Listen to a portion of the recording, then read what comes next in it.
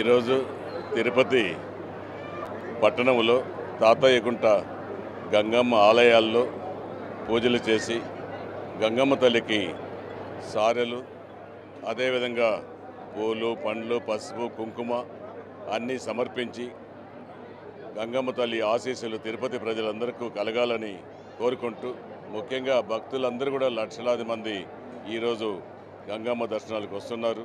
వాళ్ళందరూ కూడా సంవత్సరానికి ఒక్కసారి ఇది ప్రతి ఒక్కరికి ఒక పండుగ, పేదల పండుగ, మధ్యతరగతి పండుగ, ధనికుల పండుగ. అందరూ కూడా గంగమ్మ తల్లి ఆశీస్సులు కావాలని ప్రతి ఒక్కరు కూడా కోరుకుంటారు. చిన్న మారుమూల ప్రాంతాల్లో కూడా గంగమ్మ తల్లికి పూజలు చేయడం ఆనవాయితీగా ఉంటుంది.